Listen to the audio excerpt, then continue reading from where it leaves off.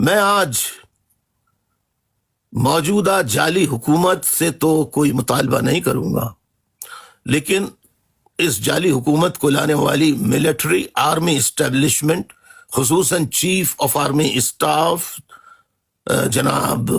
حافظ عاصم منیر صاحب، corps commanders, operational commander سے کہتا ہوں، اپنی اپنی اناؤں کے بت توڑ دیں اور کروڑوں عوام کی خواہشات اور امنگوں کا خیال کرتے ہوئے آپ عوام کی، خلق خدا کی اس آواز کو سنیں، ان مطالبات کو سنیں، ان نعروں کو سنیں جو پی ٹی آئی کے سربراہ، تحریک انصاف کے سربراہ عمران خان، ان کے ساتھیوں اور ملک میں آزادی کی جد و جہد کا جو آغاز کیا ہے، آپ دیکھ لیجئے کہ اس وقت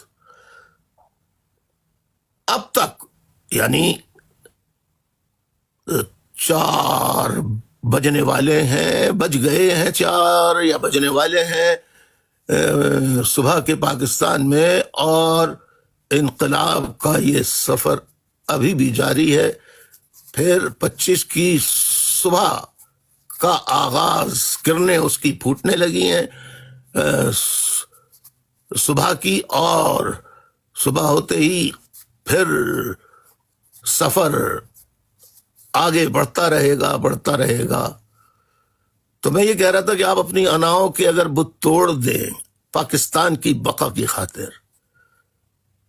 پاکستان میں انصاف کے نظام کے قیام کی خاطر،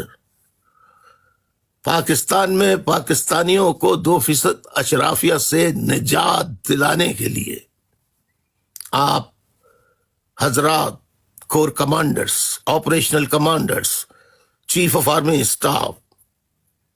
اپنی اپنی اناؤں کا خدا را بت توڑ دیں۔ اسی میں پاکستان کی فلاح ہے، اور پاکستان کو اس طرف نہ لے جائیں کہ عوام اور فوج کا آمنا سامنا ہو تو 25 کروڑ کے سامنے امریکہ، برطانیہ، رشیا، چائنا، کسی کی بھی فوج کتنی ہی مسلح کیوں نہ ہو، 25 کروڑ عوام کے آگے وہ کچھ بھی نہیں کر سکتی سوائے چند ہزار، چند لاکھ لوگوں کی جانیں لینے کے علاوہ۔ لیکن پھر یاد رکھیے کہ وہ نتائج ہوں گے جو میں اس وقت کہنا نہیں چاہتا، کیونکہ